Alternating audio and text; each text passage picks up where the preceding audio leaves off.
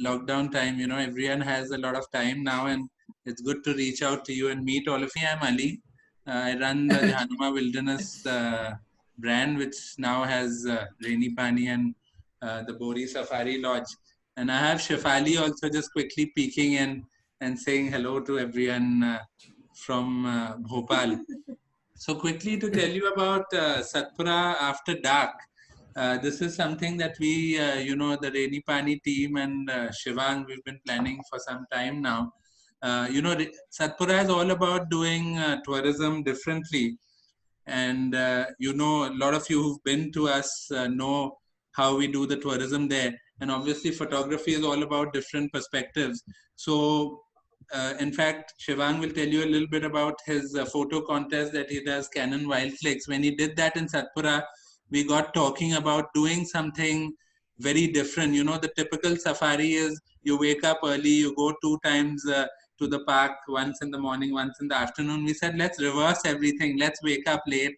Let's, spend the day setting up camera traps, then go out onto a night buffer drive, and then spend the late evening and night searching for small things on foot and taking interesting shots of viewing those things, or taking interesting shots of that. So it was a complete change in the general safari model. And summer is the best time to do it. And this year was kind of going to be our pilot trip, which because of this lockdown couldn't happen. So we thought we'll at least talk about it and give you a bit of what we were thinking and give you the features of this whole program. So yeah, so there are three aspects of this. One is camera trapping, using SLR camera traps to capture animals which are in and around the private properties, in the Satpura buffer. You could capture these animals in their natural habitat without them knowing. And the second aspect would be direct sightings, with the night drives that we do. And the third aspect would be, kind of, searching for small things, at night and trying to get different, perspectives. So without any further delay, I'll call upon Shivang now, who's going to talk about SLR camera traps, which is one of the most interesting genres of photography today. So Shivang, over to you. Thank you, Ali. So guys, this is Shivang. As Ali mentioned, I'm a photographer and I've been shooting wildlife across various parts of the globe for the past 15 odd years. And, I've been doing a lot of traditional photography, but in the past 6 to 7 years, my inclination has been towards species. And when it comes to species, you have to divert from, the traditional forms of photography. And there's a lot of reliance on technology. So DSLR camera trapping is one form of, technological dependency, which you need to have in case you want to run after species, especially nocturnal species. So I'm just going to talk for the next 15-20 minutes about what DSLR camera trapping is all about. And just I'll show you some of the work that I've done in India and some work that we have done in Satpura. So, so first, let me just start with the history of camera trapping. So, a lot of us may be just thinking that DSLR camera trapping is a very new form of, photography coming in the last 10, 15 years, especially, I probably, if you recall, Steve Winters came up with the first nice camera trap images of the snow leopards and stuff in India. But if you just go back in the history books, DSLR camera trapping is much older than that. So this particular image has been taken in 1920s by a guy called F.W. Champion, who is considered to be the father of wildlife photography. So, people who have read books written by Jim Corbett. So this gentleman was considered to be, kind of a mentor to Jim Corbett. So he used to use this technology, a very primitive kind of a technology called tripwires. So he used to kind of, just obstruct these trails using a wire which animals used to trip over it. And, there used to be kind of flashes and stuff on these trails. And so the animals used to just take the photographs on their own. So, I mean, if you want to see some of the very primitive forms of camera trap images, you should definitely go through his book. Not his book, his grandson came out with a book called Tripwire. So you will see some very amazing images in black and white, taken in some of the forests around Kumau. So you can just imagine that, even during those days, some of these camera trap images have been taken. So it's not a very new form of photography. It was done in those days as well. So moving on from there, why is DSLR camera trapping required? So there are two perspectives. One is a wildlife perspective. So a lot of you may be thinking that, we already have these, small trail cams, which is used from a research point of view. So what is the need of a DSLR camera trap? So the trail cams, which is normally used, even we use it from a research point of view. Whenever I've worked with the Rainy Pani team, and Siddharth and Irwin, they have all worked with me. So, we always rely on data, and these guys deploy their trail cams. So the images which come out from those trail cams, they're great from a documentation perspective, but there's a huge amount of difference when it comes to those documentation, those images which are just from a documentation point of view, and the images which can be created out of a DSLR. You can just compare the quality of these quality of imagery which can be produced out of these modern day DSLRs in terms of the ISO performance and the resolution and stuff like that. So, high quality imagery from DSLR, I think nothing can beat that. So I think from a wildlife perspective, just the quality of research, it just improves. And from a photography point of view, it's just an added dimension for any wildlife photographer to come up with creative element where you are forced to think beyond the obvious. You can add a unique perspective to your photography. You can come out with some unique perspectives. It's not as simple as just putting up a camera trap and just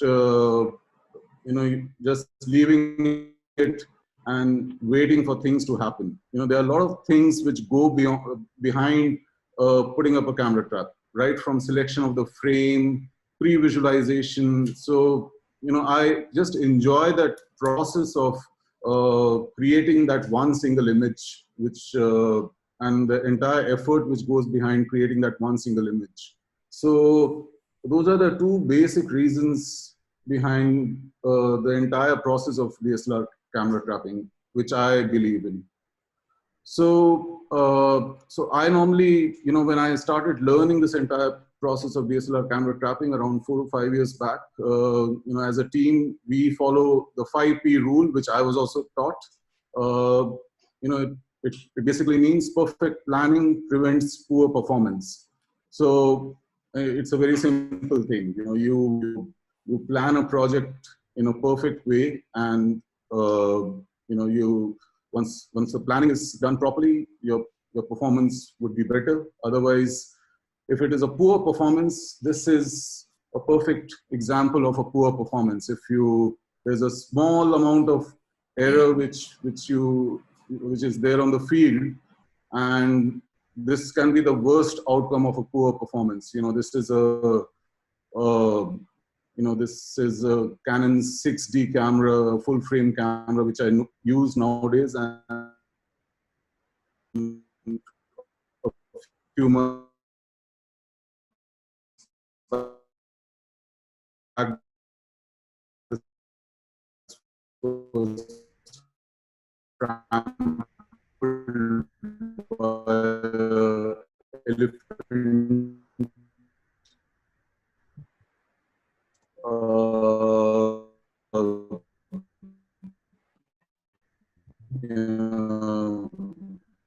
talk about these five. It's like a flow chart in your head.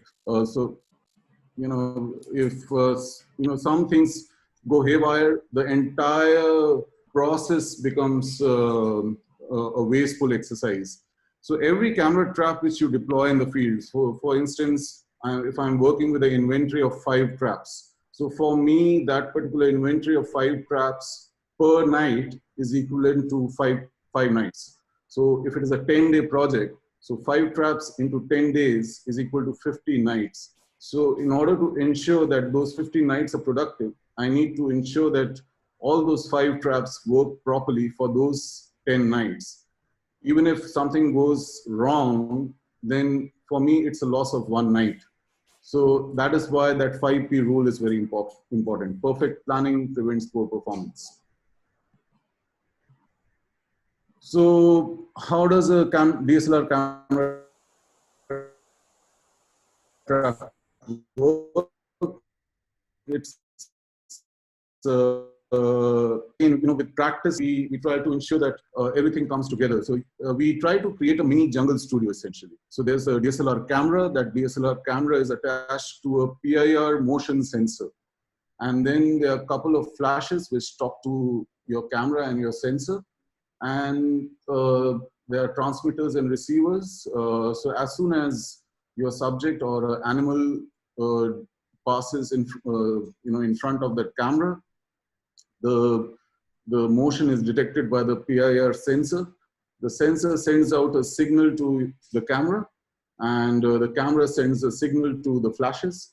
So the entire system works within a fraction of a second, and the system is triggered and the image is taken. So, but again, if there are small settings which go haywire, then the subject may just walk past the camera and the image may not be taken. So you need to have proper understanding of how your sensor works, and there are a lot of sensors which are available in the market nowadays, and whatever sensor you are using, so technologically you need to be very aware of how your system is working. So this is a very important aspect, setting up a camera trap. So it's not that, if you want to photograph a particular species, you just go and deploy a camera trap just like that. First of all, it's really important that you rely on local intelligence. So, either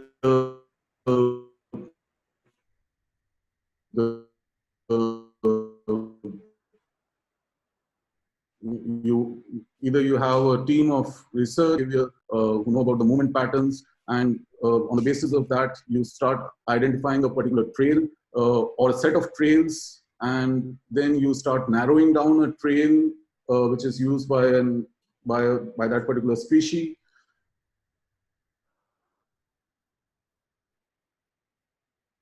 And after that, if for example, if you are shooting, if you want to photograph, say, a leopard, and you start thinking from a leopard's point of view,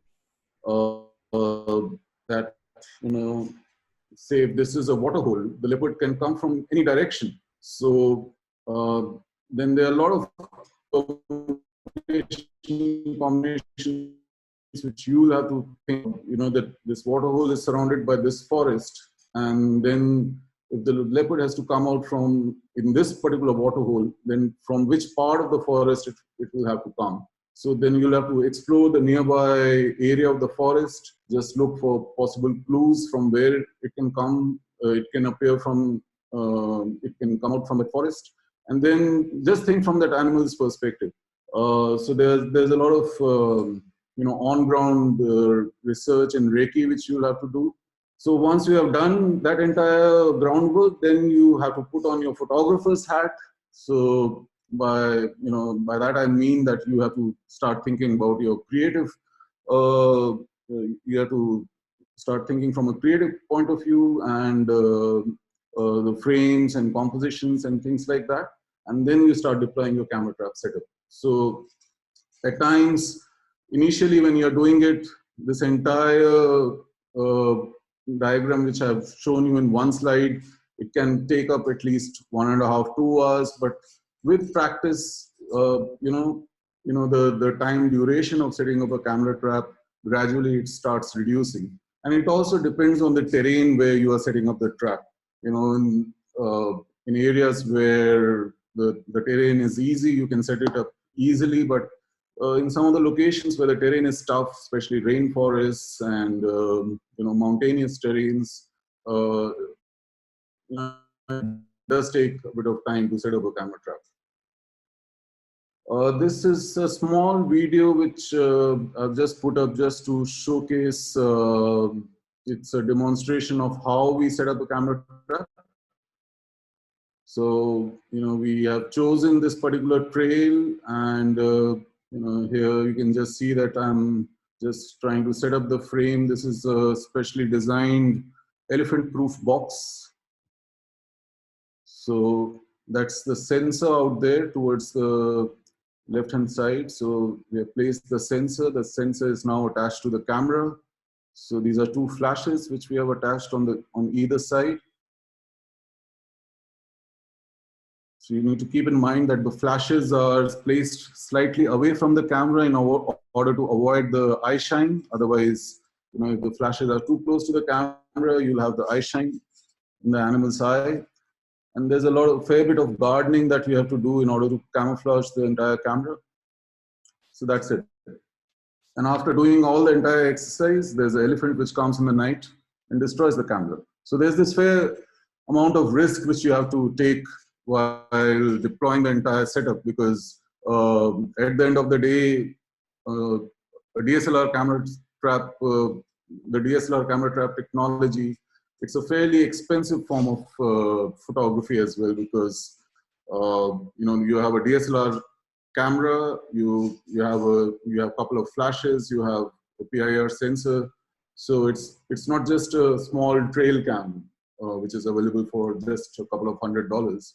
So there's a fair bit of investment in one camera trap setup. And so if you get a good image, so you feel happy about it. But if the animal comes and destroys it, so so there is a risk element. But in the past 4 or 5 years, the probabilities of such things happening, I would say that in my case, only once there has been such kind of animal attack which has happened on my gear. So that is the problem, and especially because I have worked in elephant terrains quite a bit. So those are the kind of probabilities which have happened in my case. So these are some of the images. That's a mouse deer which I got in Borneo. So this was during the production of one of my books. I did a fair bit of work in this area called Jawai, Bera in Rajasthan. So that's a camera trap image of a leopard. That's another image of a leopard in Bera. We had placed a camera trap inside one of the caves in Bera.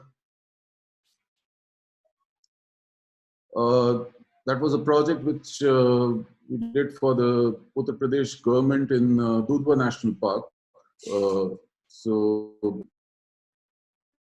it's a tiger which ventured too close to the. So this, in fact, is the Rainy Pani water hole just behind the Rainy Pani Lodge, where I had set up a camera trap in 2017. Because Ali had given me an information that there were around 4 leopards which were captured on their camera trap just a couple of days prior to my arrival. So luckily once I heard that, I just came up with two of my traps and I deployed this. So now you see, it was a very tricky situation because there's this water hole and there were no leading trails to this water hole. So, the leopard can come from any direction. So we decided to block two trails, and Siddharth was there with me, and we decided to just take a risk, and we just blocked two particular trails and deployed two traps on each trail, one trap on each trail, and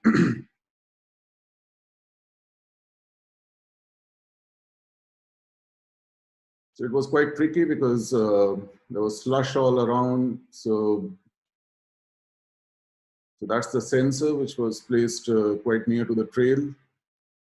There was a sensor which is connected to the camera.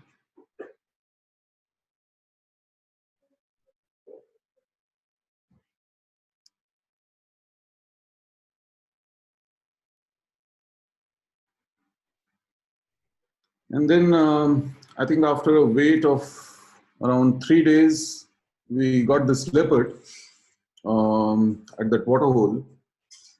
And after we got this image, it was this image sparked the beginning of this idea called Satpura After Dark. So that's when we started thinking that because of the element of the night trails and the night safaris and camera trapping and a few things which Siddharth and Irwin would be talking about, we can just formalize this entire concept and come out with this unique program called Satpura After Dark. So that was about DSLR camera trapping. You can ask me any questions after this session. So that's it from my side. Thanks, Shivang, for a really nice presentation. Just while you were talking, I had I thought about a couple of questions, because you said you focus on species, and a lot of it is also about documentation of, wildlife. So what is your one key sort of tip for success in a camera trap project? What would you suggest to the audience? I think, in my opinion, of all the projects which I have done, one major element has been data is very important. So whenever any camera trap project is backed with a fair amount of data, that project has always been successful. If we are just firing shots in the dark, we take that extra amount of time to just come out with some kind of a result. So that is number one. So that's the reason why, for example, the leopard that we got in the Rainy Pani Lodge, that's a perfect example. We had some data in our hand, and that's the reason why we could just come up with that image within 4 days. And the other aspect is that the lesser the human disturbance, the more productive is your camera trap project. Because if you are working in around villages where there's a lot of human disturbance during the daytime, then you are actually left with just the night time for animal activity. But if you're working in buffer areas, even in buffer areas, if you're working in areas where there's less human disturbance in the daytime, so you have the entire 24-hour period for animal activity. So the productivity of your camera trap goes up. Correct. No, plus obviously that's made where there's less human disturbance. But also on the flip side, it allows the camera trapping also allows us to document wildlife in human-dominated landscapes as well. Exactly. But as you said, you get more nighttime photos with that rather than the full. Yeah, on the flip side, it does. For example, we did some work in the Eastern Himalayas, and that was quite a long project which we did for a few months, where essentially the camera traps were working in the nighttime. In fact, in the morning, we used to go and just switch off the traps, because otherwise all we would have got was, human images. So that it would just have been a waste of battery life. So, but I think some of the results we got from those trap images were very interesting. In the night, we were getting some very unique species of civets and leopard cats, and the most prized catch was a black panther in that kind of altitude. So, so I guess it takes a much longer time for you to produce some kind of results, but whatever you get, it's quite unique. I mean, it's quite interesting to see those kind of results in that kind of environment. Yeah, and just also one more question before we move on is that as an artist, I mean, what was your inspiration for camera trapping compared to other genres of photography? I think one was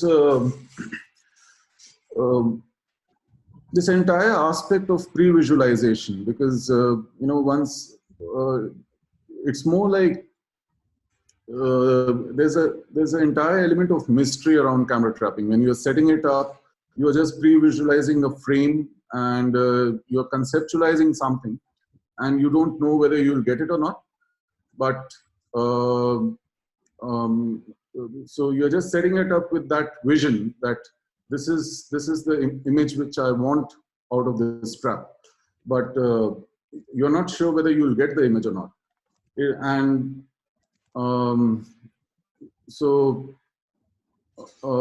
and after that, playing around with light, playing around with various concepts. So it's a tedious process. After a point of time, you become very frustrated as well, because you have put in a lot of hard work just to create one image. You may not get it in 7 days, in 10 days, in probably 15 days. So it becomes very frustrating as well. But I actually enjoy that process, and I enjoy that grind of going through that frustration and then coming out with that image. So, yeah. So yeah. No, actually, I understand that feeling also, because I haven't done much of SLR camera traps, but I've used a lot of the Bushnell ones, and just anticipating where the animal will come, predicting where it'll come, and then, learning more about the behavior without seeing it. That's quite exciting, actually. Right. So I think we have a few questions out here. Yeah, so we'll just take the questions. Do you want to take them quickly now, or maybe after the session? I think since we are discussing about trapping, let's wrap up the questions here only. Yeah, so we'll have maybe a couple of questions quickly. So I think there's one by Gaurav. Yeah. So Gaurav is asking, what is the ideal setting for capturing at night and day?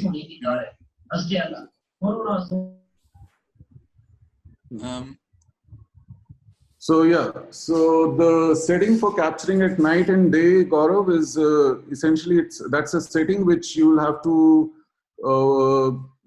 set it in your PIR, PIR sensor. I think someone is. Yeah, can we have the mics muted for everyone else except for the people who are talking? Yeah, Shivang, go ahead. Yeah, so Gaurav, you'll have to set there's a setting in your PIR sensor where you can set it separately for night, for day and night. So that's the one setting for the PIR sensor. And if you want to shoot for day and night, for both day and night, you'll definitely need that your flashes should work for both day and night. So that's as simple as that. I think there's one more question from Jay Velu, who's asking about what the permissions are for camera trapping, and how do you feel when your gear is destroyed? Permission wise, So in India, it's quite simple. Camera trapping can only be done if you have some permissions to work with the forest department, or you can do it in private pieces of land with permissions of the landowners. For example, I was working in, say, with Ali,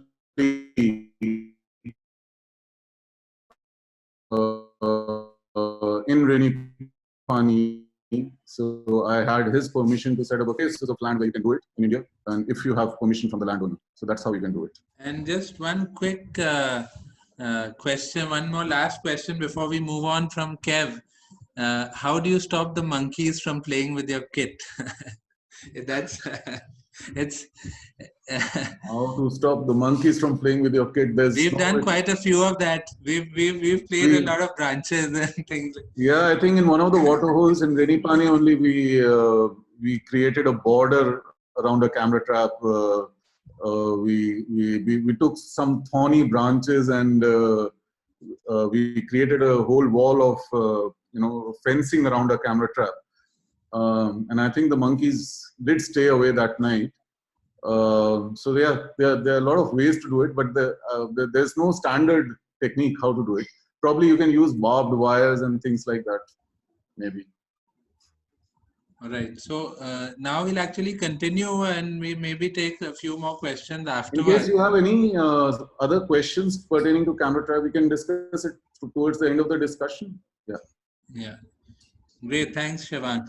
So now I'll quickly, move on to the next thing.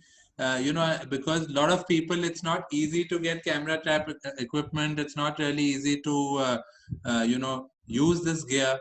So Irwin is just going to now talk about simple Bushnell camera traps for a lot of you in the audience who can just set it up at your farm, or, if you live in the countryside, you can easily use some basic techniques to, set up this. So I'll just quickly share my screen.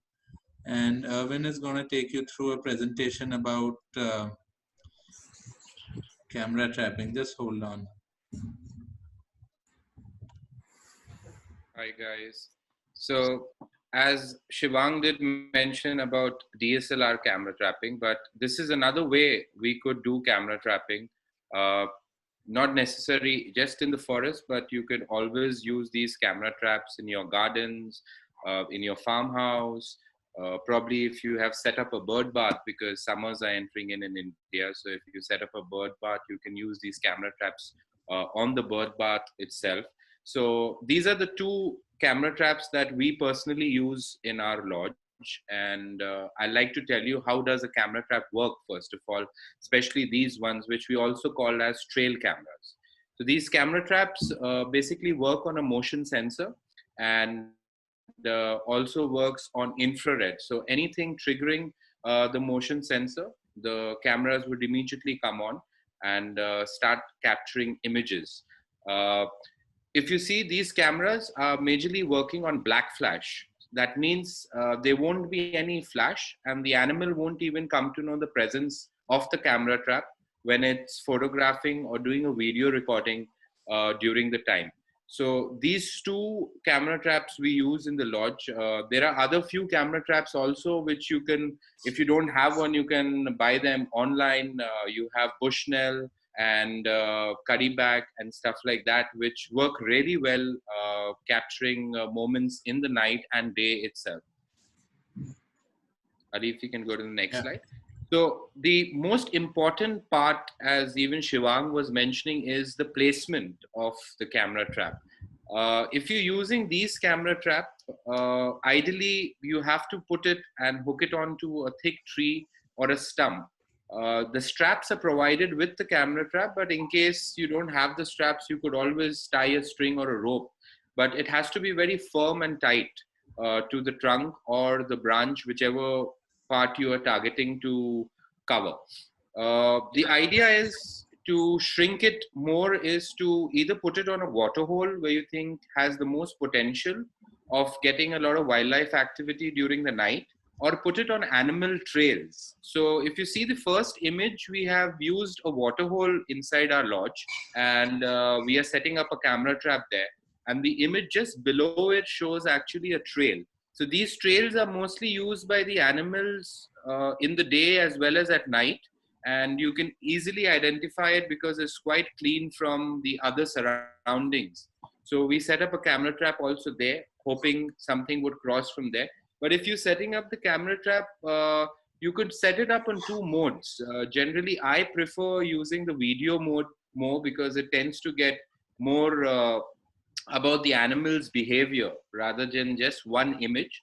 But if you're setting it on a trail, I would recommend just set it on a photo mode because the animal would give you a picture and then walk across. So the video would then keep triggering for a minute with the animal, just a couple of seconds in it.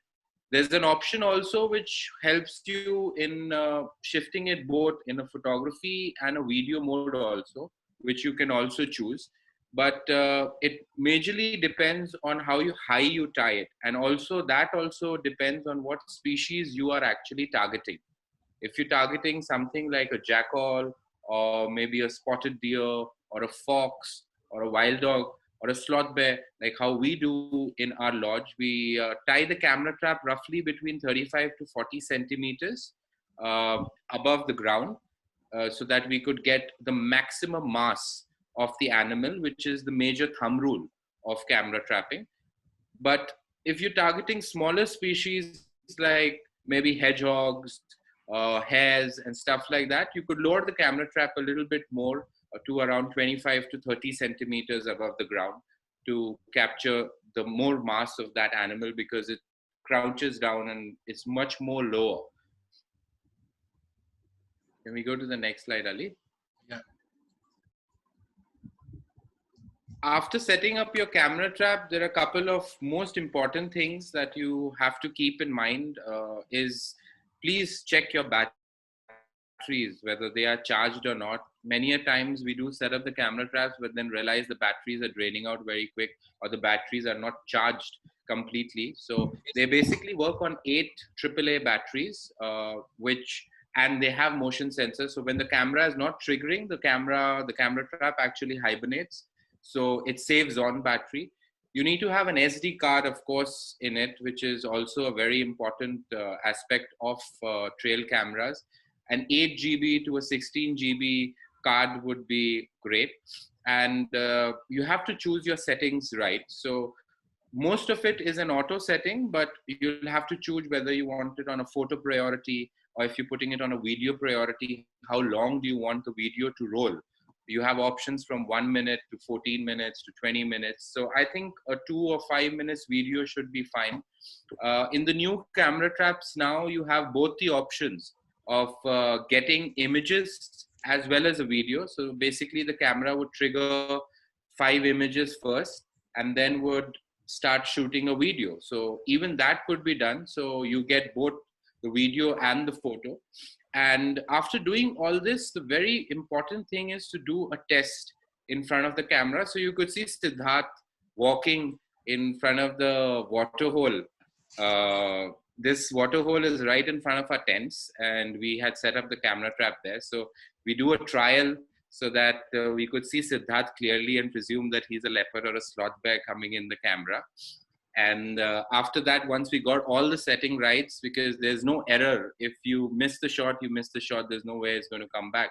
So after doing all these trials, we then switched on our camera traps. So it's always very, very important to check and stand in front of the camera trap once. And most of these camera traps actually have an LCD.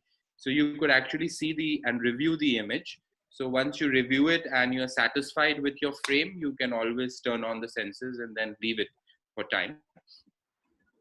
So camera trap is definitely an art of photography, undoubtedly, because choosing the right angle, choosing the right pathway where you want to put it, choosing the right tree, it's all a part of photography. So you see this image right on top of the 4 leopards, the mother and the 3 cubs is again within the property. This is exactly where Siddharth was standing a night before while we were setting up the camera traps, and these leopards had entered inside to drink water in a waterfall. So definitely choosing the right angle is the ideal key, what I could say, to set up the camera trap. The camera trap has to be very stable, and it should not be moving around. So if you're tying it on a tree, make sure you tie it really hard so that it doesn't really move around, because as even Kevin, you were mentioning monkeys could be something which are very inquisitive and could start moving the camera traps. And in the further slides, you'll even see leopards doing that. So you have to tie the camera trap very, very tight to the tree, very firmly to the tree. Try avoiding putting the camera trap in direct sunlight. I have realized while doing camera trap over a couple of few years that most of the images get triggered because of the light movement taking place, which gives a lot of false triggers. And all those false triggers then eventually end up killing your battery, filling your memory card, and also wasting a lot of time when you do the analysis on your laptop. So it's ideally set up the camera trap in such a way where the light is not directly coming into the camera trap. And I would recommend, if you face it towards the south side, that would trigger the camera a little bit more lesser than any other directions. So if you put it there, I think the triggering would be a little bit less. And also a very important aspect is that once you set up your camera trap, in case you find any leaf in front or any twigs which you could think could trigger your camera, it's good to remove them, because again, if there's a wind blowing, your camera would be triggered again, and again you will lose your battery life, your memory card space, and you're going to spend a lot of time analyzing all the images. So if you could have a clear opening in front, which would only trigger when an animal or a bird or any other subject passes through, that would be, I think, ideal during the camera trap. So these 4 leopards came in front of our tents, and then we have a sloth bear with 2 cubs below that, which was also taken in our lodge. And there you see a single leopard moving. That's actually right behind Ali's house. And in the last few days, we had got some strong alarm calls in the lodge. So we had gone and tied up the camera trap before we could put the DSLR camera trap to just see what's active there. And we got this leopard just crossing Ali's boundary and entering the forested area. So we can go to the next slide, Ali. Thank you. So deployment of the camera trap is also very, very important, because it's always, we are also very excited to see what's come, what's not come. Should we check it? Should we go there? Should we see house it? Yes, ideally, I would say when I set up the camera traps in the property, we don't really touch it for around 2 or 3 weeks. We just leave it alone. The only thing that we do is we just keep going and keep checking the trap, that it's still straight, it's still tied to the tree, hope the animal is not disturbed it, and stuff like that. Like if you see this, the leopard had come so close to the camera trap that the camera had gone crooked. Especially in Satpura, when we have a lot of bear activity in the lodge, we generally get a lot of sloth bears, very inquisitive, coming and sniffing the camera, and sometimes even trying to catch it and pull it. Monkeys do a lot of damage to the camera traps by changing the angles. So if you leave it for 2 or 3 weeks, I would recommend keep going and checking it after every 2 or 3 days to just see whether it's in the right position. But other than that, do not do anything. If you have a full charged battery, definitely it could work for around 25 to 30 days without changing. And so you don't really need to do anything except just keep checking it. Advantages of camera trap. There's a lot of advantages of camera trap actually, such as if you see in this image, we had got a honey badger. Personally, I have never ever seen a honey badger. I've been in this industry for more than 13 years now, but never ever come across a honey badger. It's a nocturnal mammal, and it's very, very difficult to see, I presume, even at night. But camera traps could reveal secrets like this. It could reveal things when you're back in bed, when you're not around, what's passing on those trails and stuff like that. So there are a lot of advantages of studying behavior, studying movement of animals in and around. These camera traps definitely do not interfere or disturb the animals. Like if you see in the first image, there's a camera trap tied right behind the leopard. and the leopard is sitting right in front of the camera trap. So they don't really disturb because it mostly works on infrared, and infrared is not really visible by animals or by mammals or by birds. It also helps in detecting patterns and movements, like in our water holes in the lodge. When we set up camera traps, we had a pattern of a leopard coming somewhere between 7:45 and 8, regularly coming to drink water, and after that sloth bears entering to drink water. So you could also determine a pattern, and it also helps you in identifying and quantifying the amount of species in the area which you even don't see. Such as, we know that Satpura has badgers, we know Satpura has porcupines, but you generally don't see them. These are not very, very common to see. But when you set up these camera traps, they reveal the secrets of all these animals which are highly nocturnal, and you could obviously see them on the camera trap, and then you could set up it even more, try finding the trails which they're commonly using. Seeing pug marks is also an interesting way to set up a camera trap, so that you could get more and more behavior on the targeted species you're looking forward for. In case you have any questions, I'm more than happy to answer it at the end of the session on a Q&A. I think over to you, Ali. Yeah, thanks, Arvind. So I'll quickly now just talk about the second aspect of the program that we set up, which is the direct sightings. A lot of you who've been to Satpura have been on the night drives, and Satpura is uniquely following the night drives for some time now. The key aspect, actually, it was started a few years ago, almost 10 years ago in Satpura, to do patrolling, actually, more than anything else. And if you see, this is the map, the screen in front of you is the map of Satpura, and Rainy Pani is somewhere over here, and we have two buffer zones, one on the west side and one on the east side, which is in the northern periphery of the national park. So the field director and the park management, because they had limited resources in the buffer zone, wanted to utilize the jeeps that the private lodges had, and it was a win-win situation, because guests would pay money to go do patrolling. The revenues would go to the gate. The gate people would actually then utilize this for the villages. There's quite a few villages just along the river here and this side. So it would go into uplifting the people who lived in the villages. If a tiger or leopard killed their livestock, it would compensate them, and so on and so forth. So it became a good way of having guests experience something different. Most other parks were doing day safaris, following tigers, but in Satpura you could do night drives where you could see a completely different set of animals.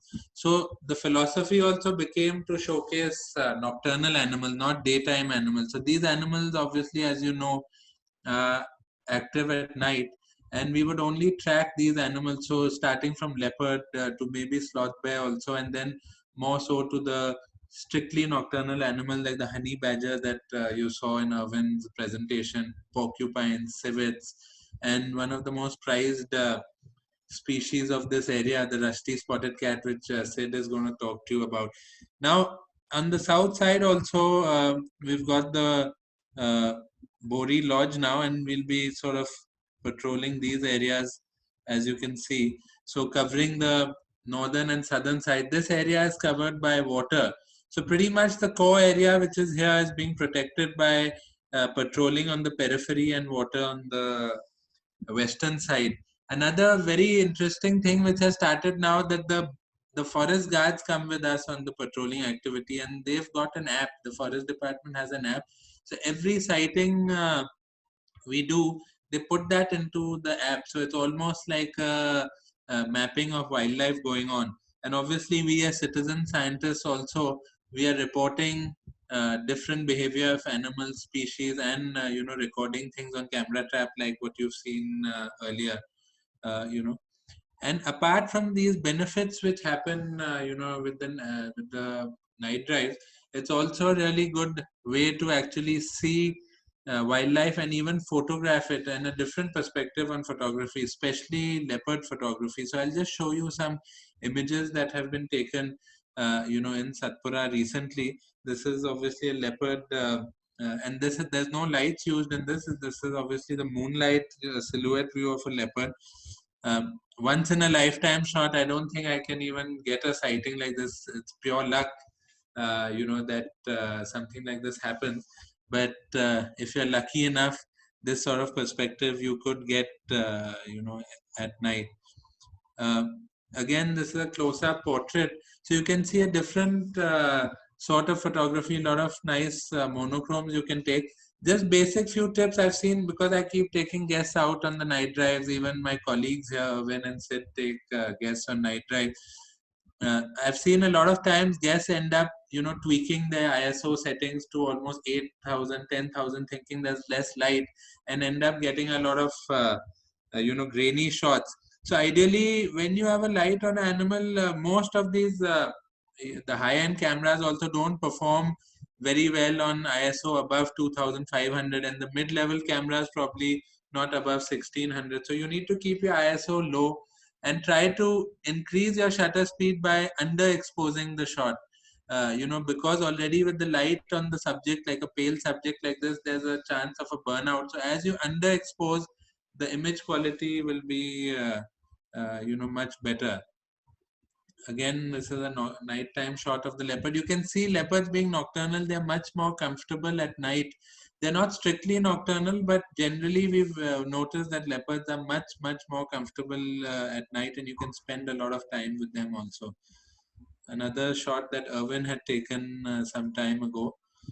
This is also a nighttime shot. So you can see different perspectives coming out of the night drives in terms of photography.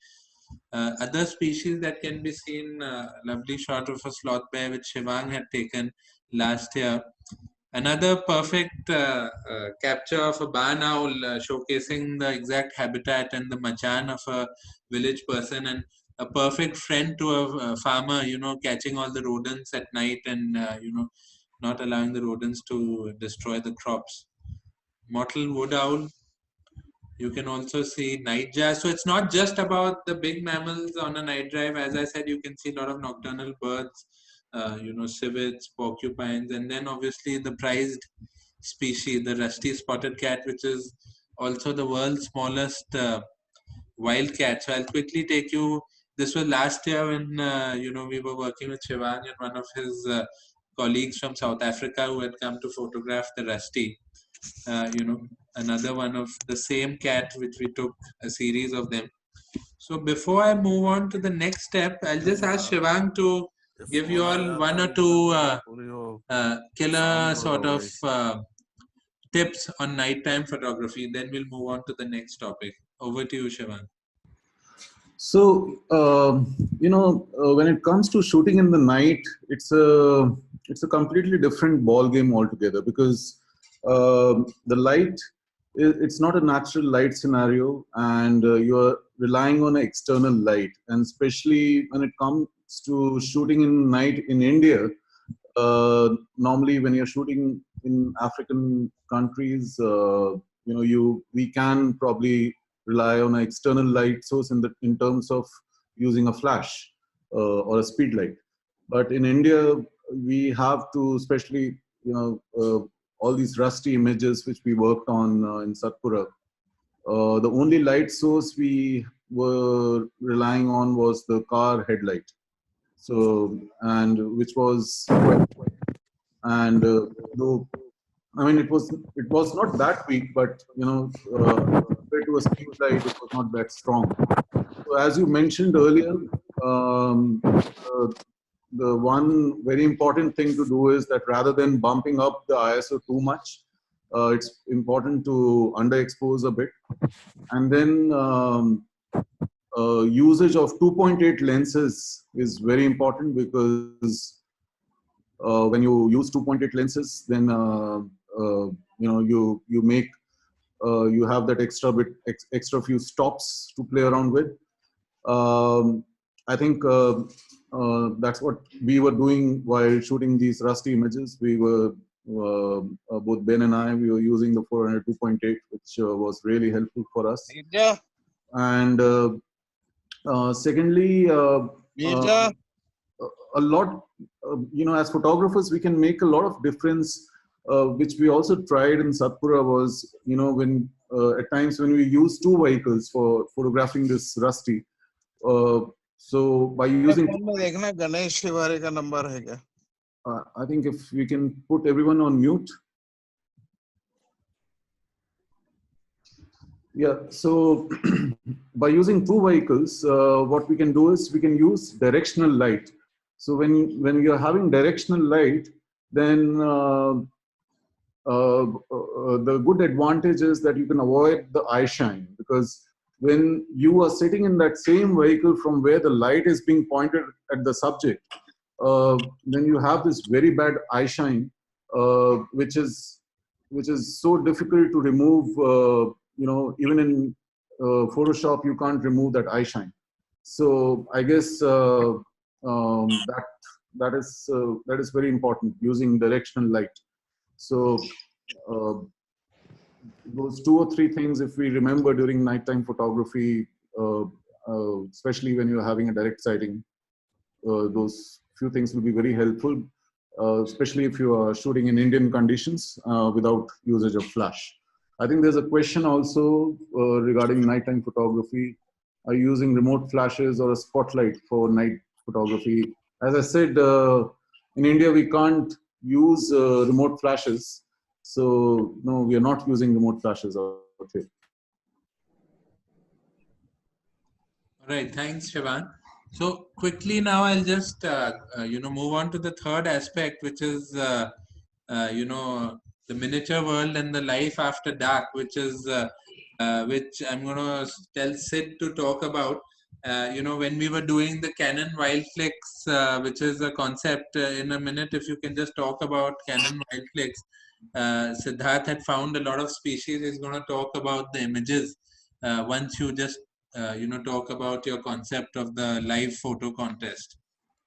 Canon Wildclicks is essentially a contest which we have been organizing for the past 9 odd years. It's a live photography contest which enables photographers to come in one particular location, and the idea is to promote, induce people to think from a creative point of view. So if you think about wildlife photography and a lot of other contests which are happening in the wildlife space, there are two elements pertaining to wildlife photography. One is the creative element, and one is the natural history part. So natural history part is, for example, if you guys are going to Satpura on a game drive and you are lucky to witness a wonderful leopard hunt sequence, so that is your luck factor. You guys were lucky. So that is something which is not in your control. It's just a luck factor. But what is there in your control as a photographer? So creativity is something which is in your control. So that is what this contest is all about. So 3 or 4 people, they meet. Around 40-50 photographers, they meet in a particular location for 4 days. They are given certain themes, and there's a live jury. There are certain mentors who are assigned to them, and similar conditions, and the results are announced on the last day. So in 2017, I think the 7th edition of Canon Wildclicks happened in Satpura, and Renipani was hosting that particular contest. And we specifically had a theme in this contest called Life After Dark, or Nature After Dark. And there were 2 themes. One was the miniature world, and there was Life After Dark. So people came out with some unique perspectives, and I think Siddharth was front-ending the entire initiative. He was helping out the contestants. So Siddharth, over to you. Sid? Yeah. Hi, everyone. So I'll just quickly tell you what how we started looking for all these miniatures. So first theme, everyone was like bit struggling in on the first day, where to hunt for all these tiny creatures around. And so I came up with an idea. We started doing trails in the lodge and even in and around property. And you can see in the first image over here, uh, the contestant has taken a photograph of an ant, and this was one of the award-winning photographs. So sometimes it happens that even uh, like common species or creatures which are usually unnoticed and they're easy to find can get you a very good photograph. Then we have used, in second picture, you can see scorpion with its glowing. So the natural phenomena when you put UV light on scorpion, they glow. So one of the photographer, he used that concept. Yes, at night you can uh, find a lot of snakes around, but yes, do not get into handling them, and that's why you need to take help of someone who is expert in identifying snakes if you want to photograph any. And even where to find them, we didn't do any rock pelting at that time, but we, as it was summertime, all our theme was around the water hole. So we used to go like this particular green keelback or a grass snake. I still remember we photographed it behind one of the rooms where a little bit of water was dripping, and the snake was just cooling himself down there. On the other photograph, you can see a common bullfrog. Like, it's very common species. You can see it in India in most of the water holes. And the beautiful photograph taken over here. Everyone might have seen this water skitters or water striders. And again, one of the beautiful photograph by Anil Stanley. So Anil spent a lot of time around a small puddle, especially at afternoon, and he was just stuck there because these water skitters were mating in that water hole. And you can see lots of ripples in this picture because it was just like crowded by these creatures, and he was focusing on one, and then a lot of ripples which are made by movement of other water skitters at the same time. And forget about all these creatures which are live. There's a last image right at the bottom on the right hand side corner. These are just nothing but trails, the movement of tiny gastropods or shellfishes in the water hole. As they slide all over the sediment, they leave their trail behind. Later on, if this get preserved, it will turn into a fossil, but we say it's a recent fossil or tracks and trails. And one of the photographer, he found, okay, he tried to work with this, and again he won the award for his black and white images as he put that in monochrome. Yeah, can we have a next slide please, Ali? So Yeah. this was about all like miniature world and life after dark. Yeah, so Sid is now also going to talk. Last year we did a program on the rusty spotted cat with one of Shivang's colleagues, as I mentioned, from South Africa. So it was just not about the photography. Actually, Sid spent a good part of 2 to 3 weeks tracking and making sure that someone who came from so far went back not just seeing the species but getting good shots, and we were lucky to have quite a few good sightings. So Sid is just going to talk about how he actually tracked the world's smallest cat. Sid, over to you. Sid? Yeah, can you hear me now? Yeah, I Yeah. can hear you now. Yes. So it was, now this is a perfect example of all the things what we talked today about camera trapping, about night patrolling and direct sightings. So I'll just tell you this entire exercise very briefly. So I started looking for this rusty spotted cat right from the lodge. So as I was living in Rainy Pani, we started from our home, deployed a lot of camera traps. You can see one of the photograph of a camera trap. And as rusty spotted cat is recorded everywhere in the forest, right from villages, like in and around the villages where there are forested patches around, and even in buffer zones and then core zone. But as we can do night patrolling in buffer, we concentrated on looking for rusty spotted cat in buffer, uh, in and around lodge and then village areas. So we saw like it was quite interesting to find this cat and learn about the behavior pattern. So during this exercise, which lasted for a month, the initial 15 days, I was tracking different individuals. So one individual, which is like you can see pictures of one cat over here, and she was living very close to the village called Magaria, just 2 kilometers from the lodge. And this particular cat used to come out very late at night. Like, what do I mean by very late? It like her movement used to start once all the people have settled down in the home, and by 9 p.m., when no one is like hardly any vehicle or bike is going around her area, she used to come out. So I saw her like almost 4 times, and I used to plot my sightings. Apart from Rusty, I also made a data sheet where I used to record what all other species are coming, because such a small creature as like if you compare other nocturnal animals, right from civet to a leopard, everything looks like a threat to the Rusty. So this I think, particular cat, Sid, yeah. you should also tell people what is the size of the rusty. It will actually fit in Give a point your, of reference. yeah. So Rusty, the adult Rusty spotted cat is slightly bigger than we can say 5 months old kitten of a domestic cat. So it's half size of a domestic cat.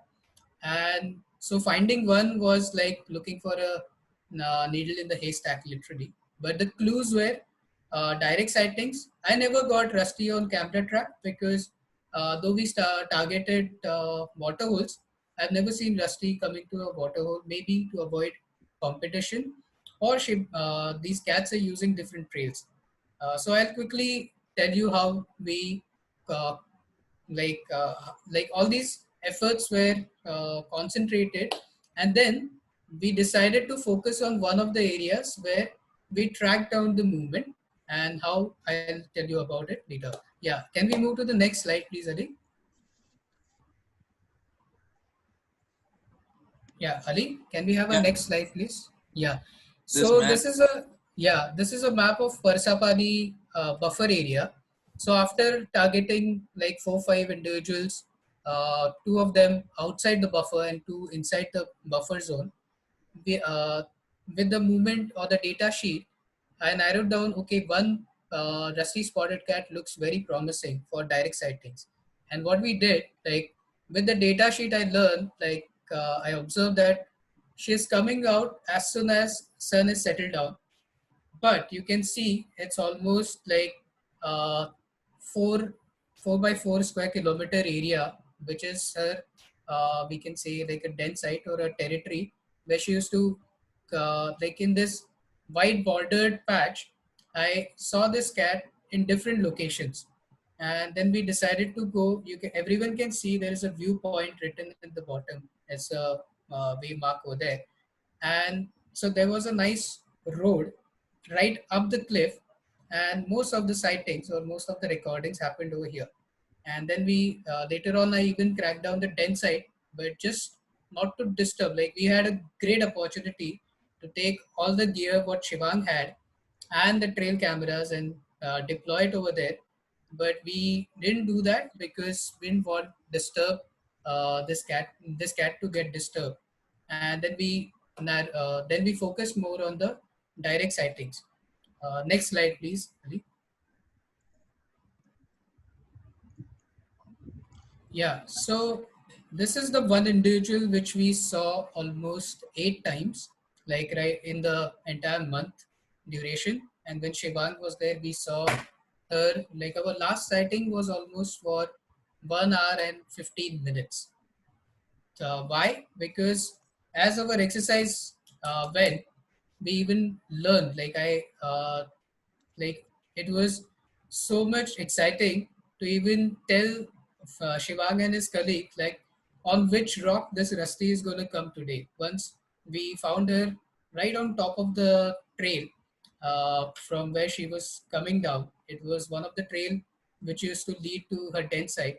And I just told, like we got excited. Ali was driving jeep. I was spotting, like I had a torch to look for creatures around. And Shivang and his colleague was sitting in the jeep with their gear ready, and everyone got excited. And we tried to, we started taking pictures. You can see in first picture she is like very high up in the cliff, and you can see all branches and everything is covering the cat. But later on, she came so close, like I was so sure that she'll come on particular rock. She even sprayed marked there, and I like Ali was like just I guess 5 to 6 uh, feet away from the cat, and she was just lying down there. So we even learned about this particular individual that she's not getting disturbed by this movement of jeep, because her territory was right in between the tourism part of the buffer zone, and she must have encountered with these jeeps many times. Interesting finding was whatever white light you can see, this cat was using car's headlight and then a faded external source even to catch insects. So it is a opportunistic behavior, what we understood. So rather than getting disturbed by the light, this nocturnal creature started like utilizing this external light to like for hunting, and it was easy for her to catch the insects at the time. I'll just tell you how we identified the rusty spotted cat. On the like two larger images at the bottom, you can see she has got like on the left hand side, just below the left hand side eye of the rusty, you can see a small dot over there, which can be seen in this topmost picture also. And it was interesting to like identify, like usually we hear about people identifying tigers, leopards based on their stripe pattern and rosette pattern, but we got so close to the cat, the cat came so close to us, and then proper documentation of with this beautiful gear and then photographs, that we even learned about her markings. And the same cat was even seen in later like seasons, like this season which has passed, like we saw it in 2000 uh, like last year 2019, and then even later on the coming season, this cat has not changed her territory. So this is what gives you win-win situation. Like when we say tourism can be used as documentation, like tool for documentation and conservation, uh, it also gives you a pleasure of seeing rare creatures and photographing them. And I guess Satpura Tiger Reserve is the only tiger reserve which has used that app for night patrolling. And we are proud of it that our data collection has got a rarest creature like rusty spotted cat almost in series, like in entire month duration. The guards which were coming with us, they entered the data, and we got a good documentation which will be helpful for researchers to come up with the research if they plan to do something about the rusty spotted cat. Yeah. Yeah, that's it, Ali. All right, thanks, Sid. So quickly, we are going to take 3 questions. So Shivang, there's one question I think for you from Anupam. So Anupam, can you unmute your mic and maybe just ask that question directly to Shivang? Hi, yeah. So I was wondering about using infrared flash with a full spectrum camera to photograph wildlife, because in case the animals are getting stressed out by the flash unit. See, it all depends on the kind of species you are photographing. For example, most of the camera trap work which I did in Beira, for example. So again, in Beira, I was working in private lands, and so there was no problem for me in using flashes. But still, I didn't use flashes in Beira, because though those leopards are bold, but by using flashes, I would have increased work for myself, because as soon as those leopards would have been spooked from those caves, then the probabilities of those leopards coming back to those caves, those leopards would have come back to those same caves uh, after months or after weeks. So the duration of my project would have gone up.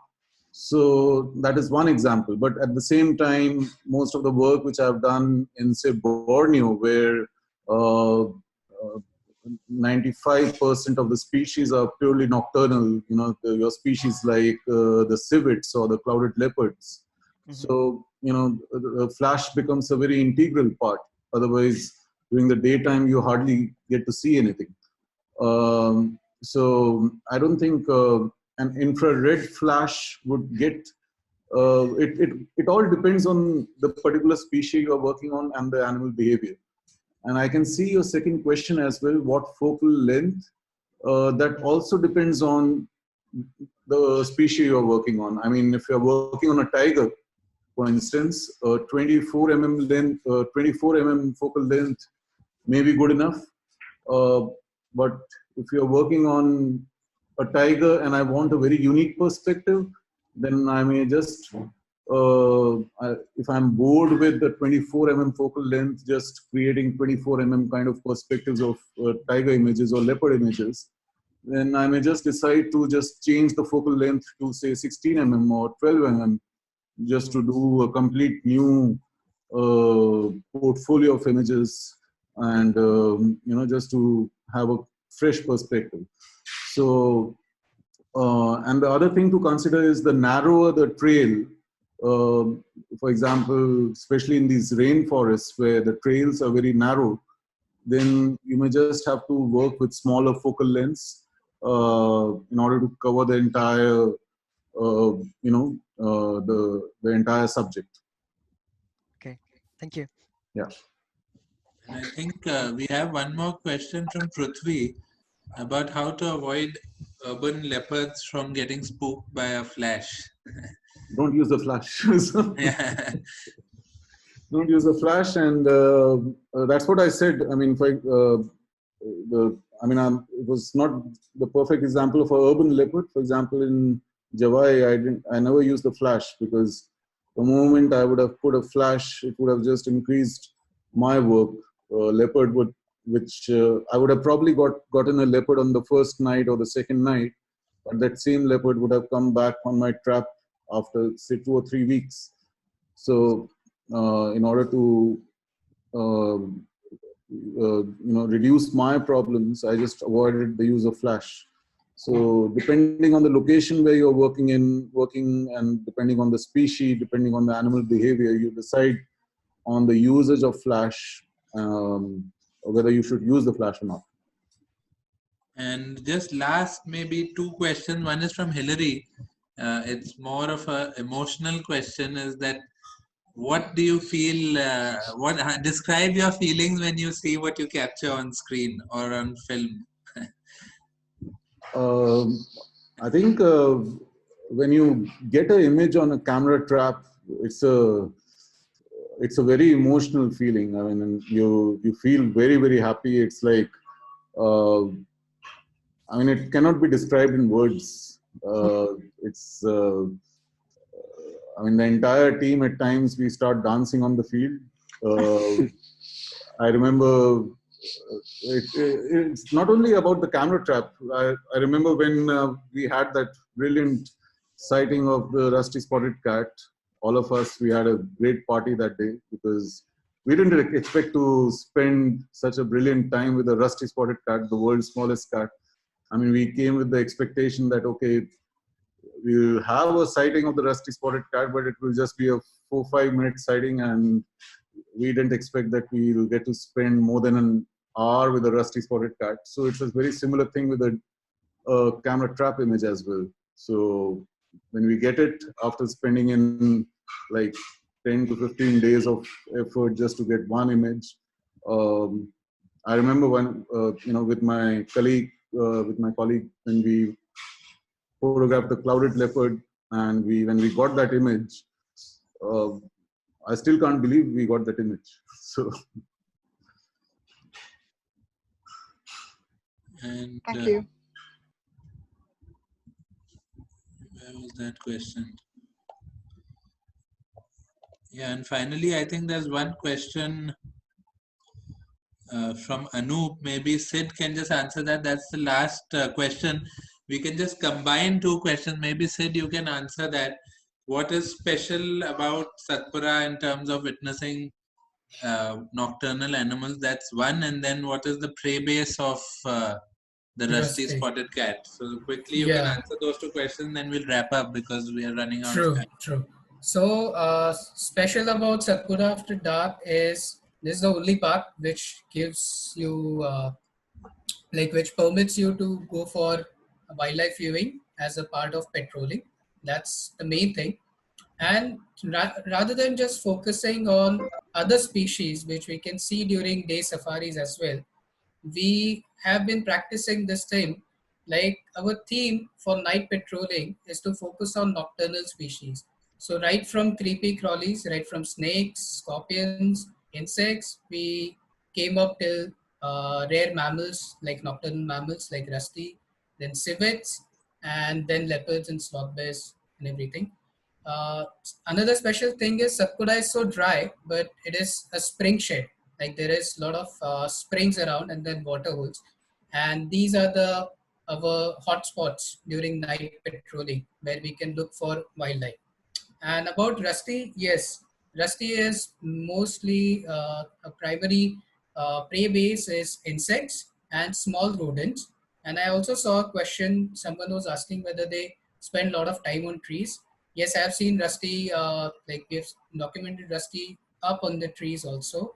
And they're so unique. Sometimes if these small cats, they don't find any dens or they see a lot of disturbance around, they will even use tree hollows to raise their kittens or their young ones.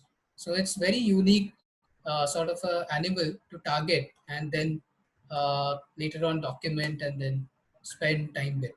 Yeah. Over to you, Adi.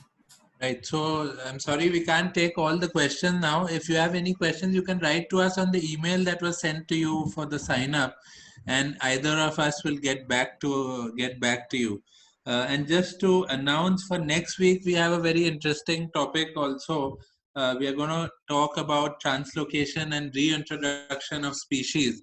And two experts, Kartikeya Singh, who's also a trainer for us as a naturalist trainer, and Shekhar Kolipaka, who's a small cat expert and author of the Tracks and Signs of India book, are going to be on a panel discussion. And it's going to be a very interesting topic. We'll send you more details on that as we move along. So I hope you guys enjoyed it. And we'll be in touch. Write to us if you have any more questions. All right. Thank you for joining. Thank you, Ali. Thanks, Shivang. Thanks, Sid. Thanks, Arvind. Thanks, everyone. Thanks, Ali. Thank you so much. Thank you, everyone. Bye. Bye, you guys. Thank you. Great. Thank you guys for joining, and special thanks to Shivang for joining and giving us so much insight into camera trapping. Brilliant. Thanks, Ali. All right. Fantastic. Okay. Thank you. Thanks. Thank you. Bye. Bye. Thanks a lot. Thank Bye. you. Bye. Hugely informative. Thank you, guys.